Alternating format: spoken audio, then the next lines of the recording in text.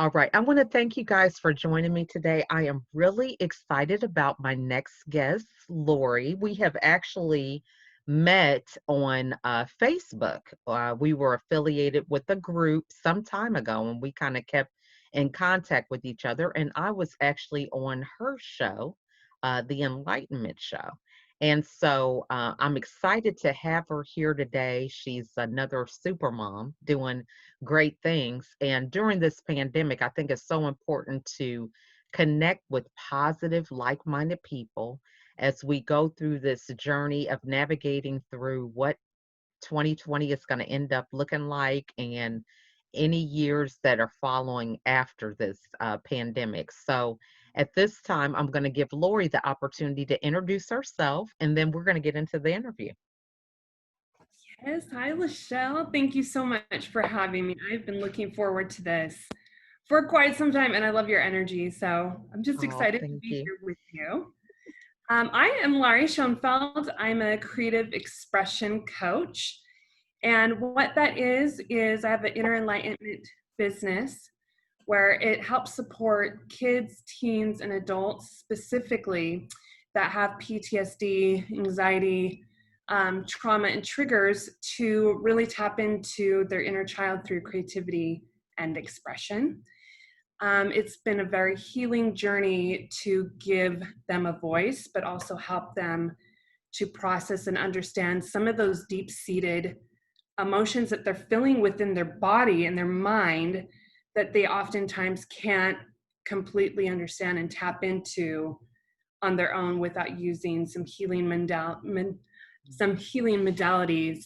And creativity helps with the play and the joy to make it more easier to open that space for them. So that's my core thing that I'm really passionate about.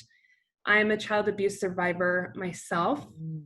I'm really aiming and looking for ways to continually support our community of finding ways to really connect inward, understanding that when you're connecting inward, you are also healing generations and those around you as well to build a more healthy and beautiful foundation. So, That is so awesome. And I just want to say thank you for that because that is just such a need right now in dealing with abuse. And, right now, even during this pandemic, those are some of the hidden secrets that are in some of the four walls of people's homes while they're quarantined. So I just want to say thank you for your service that you're providing with that and giving us a platform to be able to talk about it. Um, the first thing that I would ask is, in dealing with something so traumatic such as child abuse, how were you able to make the transition from seeing how you can teach and help others and not being in that state of reliving it, so to speak? I hope that question kind of makes sense. yes, it definitely does. For almost 3 decades, I was reliving this consistent cycle of what I knew, Hmm. which in my mind I thought was healthy and supportive, but it took me a long time to realize that actually it's very toxic. There was a lot of codependency. I was trying so hard to be what I thought people needed me to be, Mm. that my relationships were very conditioned. I didn't understand unconditional love at all. I just showed up in a lot of the same cycles, reliving them over and over and over again. And when I turned 30, I was so depressed. I had 3 beautiful children. I was married to my best friend, but I was depressed and did not want to be here. I saw no value, no Mm. purpose in myself whatsoever. I'd gotten to the lowest point in my life where I literally was about to end it all. And in that pleading, I was like in the space of, I've tried everything. I don't know what to do. I am done. There's no value or worth to me, apparently. Like listening to a lot of the negative inner dialogue that I've Mhm. carried from my own generations and held as my identity was Mhm. really, really held in there. And a little small piece had come in that moment of just tears and crying and really about ready to be done, of you haven't done everything yet. Look. Mm. And it was enough of a pause for my brain to just grasp onto the look. What do you mean, look? Like, yes, I have. Mm-hmm. And just that pause was enough for me to say, okay, what have I not done? And that was the beginning of understanding there's no way that I can support my family or my kids until I support and love myself. And that was the piece that I haven't been doing. I've been trying to support everyone else, be what I thought I needed to be. But the catalyst was I never loved myself or even knew what that looked like. And if I'm not doing that for me, there's no way that I can share that with my family or extend that to anyone else around me. And so that was my deep dive in the very beginning of, Mm-hmm. okay, what does unconditional love look like to me? Because I Mm-hmm. didn't know that. I grew up with very conditioned love. So Mm-hmm. it was almost like a rebirth of starting at the beginning of, well, what does that look like? Reading books, doing podcasts, going into coaching, doing therapy, everything and anything to try to really tap into the little Lauri that Mm-hmm. just wanted to be heard and loved, but did not know how, and Mm-hmm. connect to her first.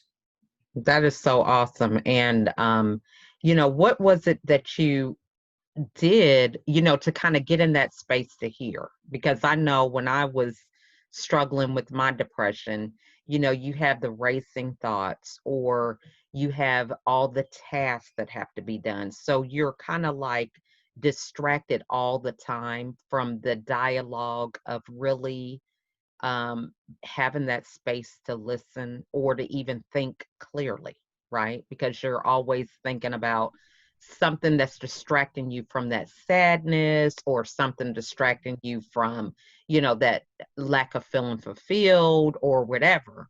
Yep. So, what was it that got you to that point, to where you had that moment to even just hear? Mm-hmm.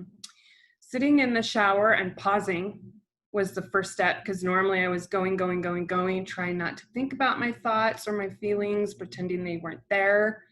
So that moment to pause and actually cry, I sobbed, which I normally don't sob, because for me at that point, I thought that was a weakness. Mm-hmm. So I was feeling all that emotion, I was pausing, and then I heard my kids giggling on the other side of the wall. And so the combo of all three, it was that moment of, I don't want to be here.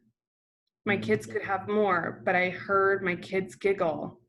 And that was enough of a pause for me to be like, you can't do that to your kids. My mom tried to do that. I can't Mm-hmm. do the same thing to my kids as what I grew up with. And so that was, even for that moment, those three things together were the pause that I needed, that I never had allowed myself to be present with. Mm-hmm. That was the first step of get up, let's go, let's try again. And Mm-hmm. one step at a time from there. I really get that, because that whole thing of kind of like, it's like you're numb, Yes. because it's like you're trying not to feel too much, because you want to be in control, and so it's like, you're trying to control all these things to have it look a certain way, but it's like you really are disempowering yourself, because Yes. if this person's happy with what you're doing, then you feel validated, but if they're sad, then you're like, okay, how do I make them happy? And just this vicious cycle that keeps going. So what advice would you give somebody who's in that space today, that's like, I mean, I just can't please everybody, or, how do I get to know who I am? How do I, what advice would you give them? Perfect. Thank you. I would just first say find a way, even for 5 minutes, because if I'm asking for a 20-minute pause when you're so used to doing all the things, that's excruciating. Mm-hmm. So start at 5 minutes. That's it. Light Mm-hmm. a candle, turn on some music, give yourself some time to just be in that pause. And in that moment, get a notebook and write down, what are your needs? What are your wants? And really honor that space for yourself. Start with 5. Mhm. and at least gain that awareness of what's stirring in there that Mhm. also is disconnecting from what you think you need to be. It's giving you yourself that space of who are you? What do you want? Because that needs to be like Mhm. the first priority of really understanding what that looks like specifically for you, as we're all different humans needing very different things at different times. Mhm. And honoring that. And then once you start processing, because it's amazing how your mind, if you just write things down and give yourself just a little bit of a pause, your mind is processing that as it goes throughout Mm. the day. It's still working. It's still now Mhm. thinking, like, what do I want? Mhm. What does that look like to me? And so then little snippets come in. Just oftentimes we disassociate or ignore them, those little snippets. So I would also Mm. say listening. When those come in, writing them down as they come in, don't ignore them or don't unvalidate yourself. Validate that feeling and write it down. And it's just a lot of little things that come in that tie to the bigger things to help you start really taking a look at what kind of life do I want? What Mhm. kind of a person do I want to be? How do Mhm. I want to raise my family? And just, but one step at a time is what I would really encourage. Don't go for the long haul or the big haul right away. That's going to make you feel more anxiety, Right. more depression, more feelings of worthlessness. So Mhm. just start small. Right. I love that because that is really something we struggle with every day. I don't care if you're depressed or not depressed. You have a business idea and it's like, this can make me a lot of money. And you have this big, audacious goal, and trying to take baby steps to get there is like, oh, I don't have that kind of time. I want to get my business tomorrow. Right. Yeah. So, the whole thing about the compound effect, that's the key to really being able to sustain some stuff. So, for people who are thinking about, their business, such as you being able to set this up and going on your own healing journey, and now you're able to, be a voice and be able to help other people, what advice would you give them about their business, about how to strategically set that up, especially when it's more of a life journey that is mirroring what you've experienced? I love that question. I'm going to take, like, there's two parts there. Okay. First one is, as you're going through your own life journey, Mm-hmm. acknowledge that everything you're learning along the way, like, what do you want to bring to your business? What do you want to bring to your family? Because Mm-hmm. everything you're showing yourself is going to also extend within your business, within your family. People are going to feel those qualities and that different type of energy that you're giving to yourself. Mm-hmm. So really asking yourself, what does that look like and what do I want in all areas of my life? That's a big part of who I am. Mm-hmm.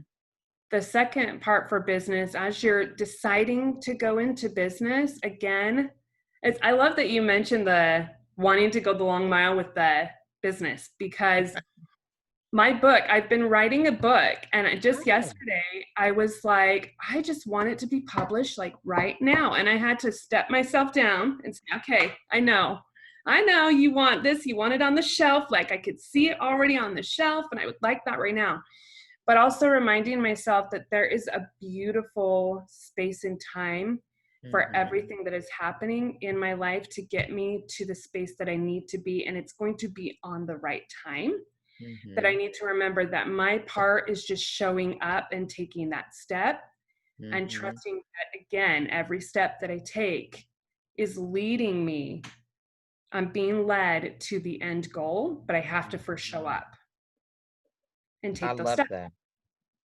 And that whole thing about showing up is key Mm-hmm. because for many people we hear that, but it's like well, you know what? I just didn't resonate with this person that I was supposed to meet, or certain things happen. You've got a business, you're showing up, and then boom, a global pandemic. Yeah. So it walks somebody through that showing up process, because I think a lot of people think the showing up and everything working out all the time. What does showing up really look like? kind of like pulling back the curtain so we can tell people what the real reality is about what the showing up looks like. Yes.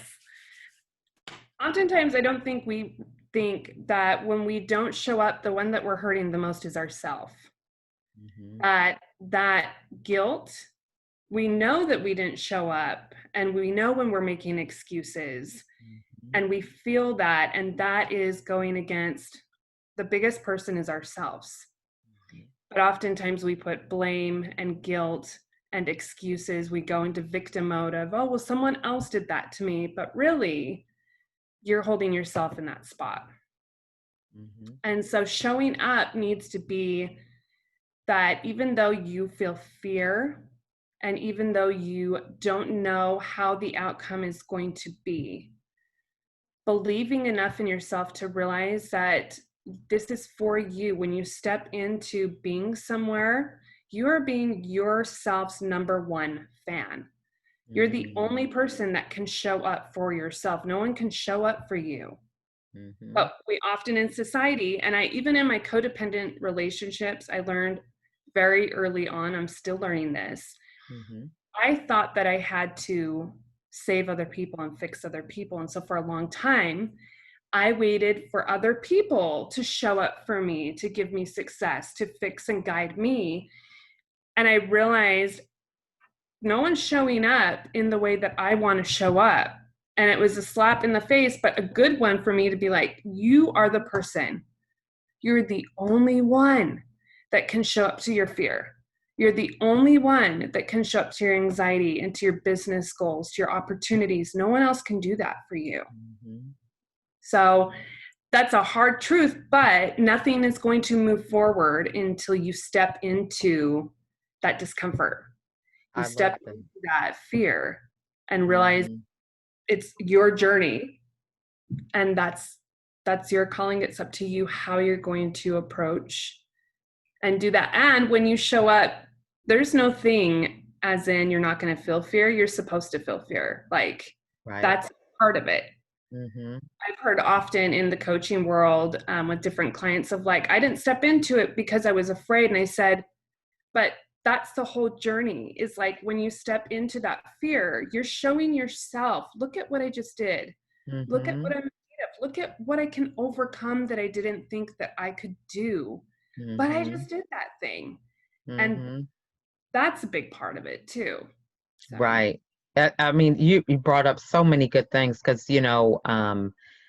when we're not showing up for ourselves, this is the thing. I remember my mom would always say, if you have something going on, you need to speak up because nobody can read your mind, right?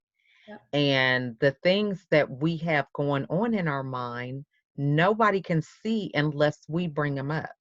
However, sometimes what we do is give our mind thoughts or fears more power than what it really has, because I don't have a thing on my forehead that says, oh, I'm afraid to get on a Zoom call because what if I don't push the record button, right? So we're joking about this before this happened, but so my point is, nobody even sees those fears. So when you act, they see the thing that you're supposed to show them. They don't even see the fear because how many times where I'm sure you do your show and people are like, wow, you're so confident and all these things are going on. And I had no idea that was a part of your story. And it's because that part of your story was not the end of the story. And it's not supposed to define you. It was a catalyst to bring out who you really are. Right. Yes. So Yep. for somebody who is dealing with a trauma, maybe it's an adult and you have children, your children may not have experienced it, but how do you prepare them to be open so that some of these same things that happen to you do not happen to them? Or, for them to notice it maybe in their close friends or be able to have that open conversation about some things that happened in the past. Okay. I'm going to tie right into what you just said about oftentimes that's not conveying and communicating what we actually feel. Mhm. I think that that's a huge one of Mhm. having open communication, whether it's in your marriage, whether it's Mhm. in your friendships, whether it's with your children, your business partners.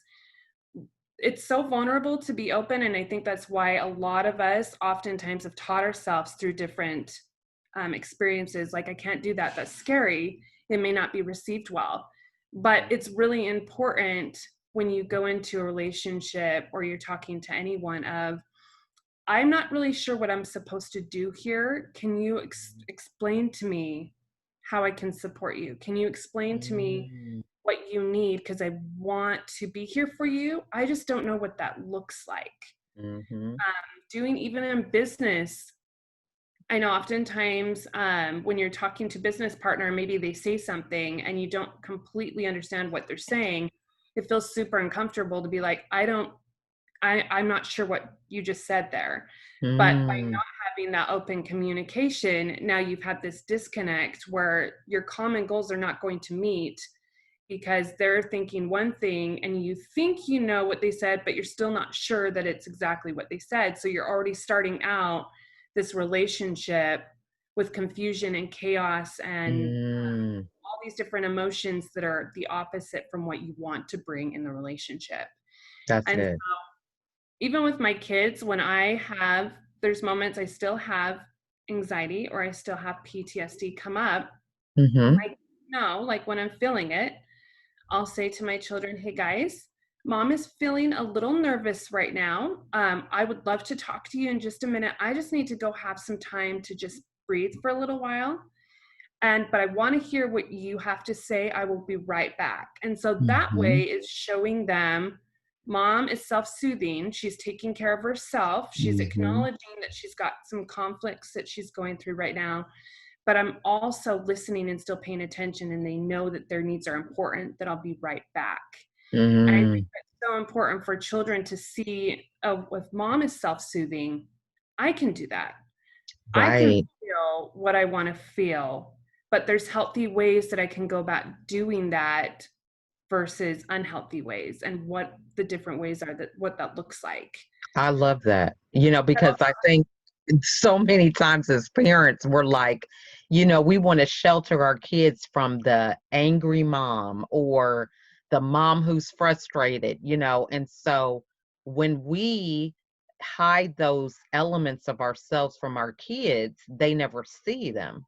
So when they struggle with those issues, then they begin to go inside and say, something's wrong with me. I never see mom upset. I never see her angry. Mhm. She's never complaining. So then they begin to think, what's wrong with me? Instead of really being able to have an example of how to positively handle some of those emotions. And I think even the issue of not being able to feel your emotions. That was one of the things for me during my depression for 13 years. I really rarely remember crying, Mhm. because I just was numb to feeling certain things, or, I was trying to remove that weakness, so to speak, from being an issue. So that is a great point to think about the open communication. And I like the fact that you bring common goals up, and this is so true because a lot of times we think our perspective, other people understand that without us even expressing it. So it's like, oh, I'm a mom. Of course, I want my kids to eat healthy. And so you meet with another mom and you're thinking your menu is what they're going to have. And they have something totally different. Their kids are eating ice cream for breakfast or something. Woo. You know what I mean? So, how do you kind of begin to, I think, remove some of the judgment? Because, I think this is really what happens too. So it's like, we get reformed, we move past some of our trials, but having a space to be open to communicate without the judgment of other people doing things differently than us. Yes. Hmm. Yes.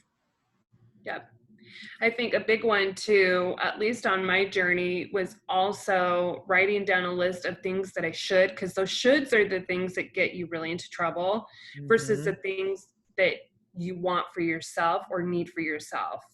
Because Mhm. when you get in the space of shoulds, then you're trying to be someone specific versus who you really are. And Mhm. when you're showing up to the should comments of I should do this, I should be this kind of mom, this kind of woman, this kind of Right. wife, this kind of business owner, it's really not allowing for open communication and giving you a voice for who you really are. Mhm. So that's a disconnection all by itself as well. As you're showing up as something that you think you should, but then you're constantly feeling that anger and that frustration behind it because it's not who you want to be and it's not who you Right. really are as well. And so, yeah, there's a Yeah. lot of there. That is so true. And, I know in my case, it was like, oh, she's got all these kids. It's like she always has it together.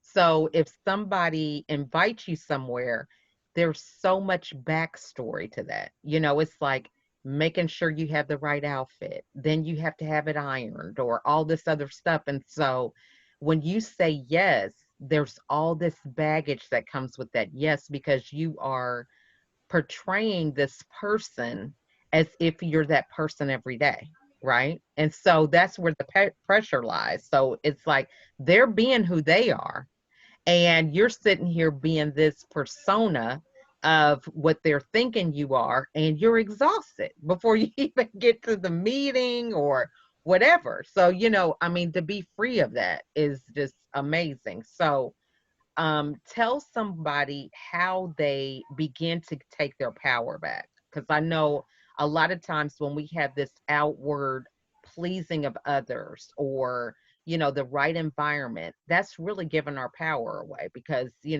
whether that person agrees or whether they're happy or not happy, that affects us in how we perceive what we're doing. So, how does somebody say, you know what, I just have to take my power back? And what does that look like? So, The Artist Way by Julia Cameron. If you have Mhm. not read that book, it is amazing. It's Okay. The Artist Way by Julia Cameron. Okay.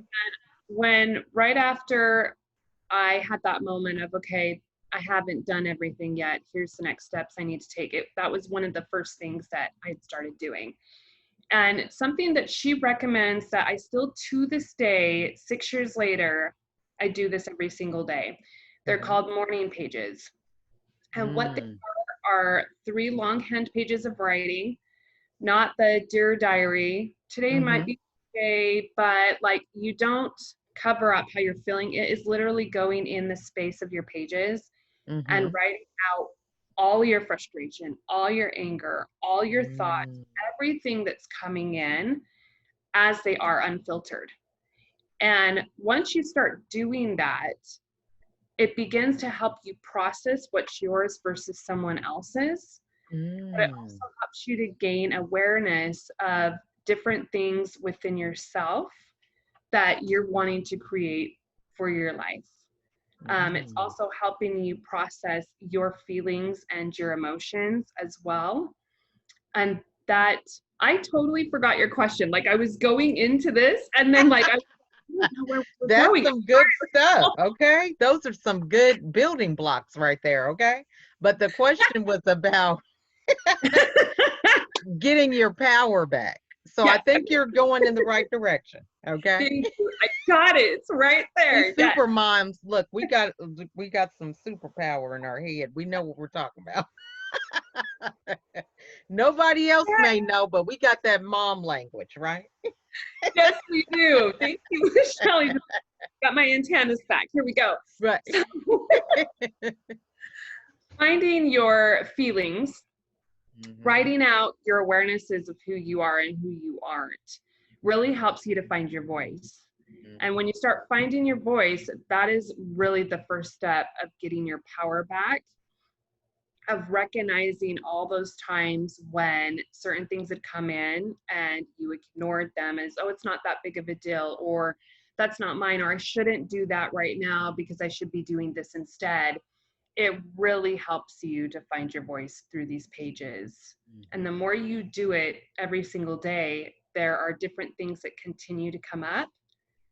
Those are the pieces where you'll recognize, there I am, there's my voice. And then you can start taking those steps of, how do I now become a better mom? Like, for instance, in one of my pages, consistently it would come up that I just wanted to make sure that I read with my kids every single night. And that was, as a mom, that was something that was really important to me. I Mhm. want to read with my kids and I want to cuddle every night. And that's a simple tool. There were more in-depth ones that came in for me, Mhm. but it was then finding that voice of, that's the mom you are. You're not the mom that you've always told yourself that you may end up being abusive. You're the mom that likes to read with her kids and cuddle. So what's the next step of how you can do that? Go get some books, make a set time every night that you're going to do that, and start showing up one step at a time. Start on Tuesday, start on Wednesday, start on Thursday. And you can do that and apply that in any area of your life. But that's how I started finding my voice and taking my power back, is, Mm. no, I'm not the mom that I've been worried that I might be, or that I've been told I am. I am that mom that likes to cuddle with my kids and talk to them and read books. Show up, Mm. do I that. love that. So I love that. And, that is just so key. That is some great nugget right there for somebody because, we always know what we want, but we don't always take the time to map out how to get there. And, that was just a great example. It's like, if you want to read, get the tools and everything you need to implement that, have it available. It doesn't have to be that you're doing it every day. You can start off where it's like, okay, for 15 minutes on Tuesdays, get the Tuesdays down. mhm. Then Wednesday, add another day. So I love that, is that element of being able to break that down. So this has just been a great conversation. I mean, I could talk to you for hours. It's like talking to myself, right? Because it's like, oh yeah, I'm thinking that I know that I went through that. So I love it. So what are some ways that people can support you, with your mission and cause? What are some things that we could do to help you? I love it. Just if you go on to Facebook, Instagram, or Twitter, Mm-hmm. I'm just under Lauri Schoenfeld, my first and my last name. If you see a post, or if you see something that I am putting out there about parenting, creative expression within self and your children, excuse me, please use that as a resource. It is so important now more than ever that you are finding ways to be healing and loving, supportive, creative with yourself first and foremost, so you then can take those tools to share them with your children. Our beautiful children really, really adore us and really want the best for us. So it's important that we show up for ourselves so we can also provide and give them the best of ourselves as well. So if you find something that you like, please feel free to just share it with your community, with your mom friends, with business owners that are struggling maybe with finding that creative spark and that joy within their business and their life right now. Mm-hmm. I just want to raise the light and the radiance and the creative frequency of just bringing a lot of love and joy in the world right now. So, I love that. And I think, this is the great opportunity to do that. It's like, to me, it's level playing field. So many things have, a lot of our traditions and things that we're used to, we're in this place to where we're being flexible because we have to be. yes, So yeah. it's a great time to really think about the foundations that we can build from here on out. So it's a great time to think about, what kind of parent do you want to be? It doesn't matter what you were, 6 months ago, right? I mean, we've been in this pandemic for since March, and it's like, you have a new beginning. And for whatever reason, how we got here doesn't matter, but you have the ability to create something new. So I just want to thank you so much for that reminder, because it's important for us to all stick together and think about the positivity that we can express to ourselves and to others. So Yes. thank you again for that. Thank you. Thank Well, you. are there any final words that you want to share with everybody?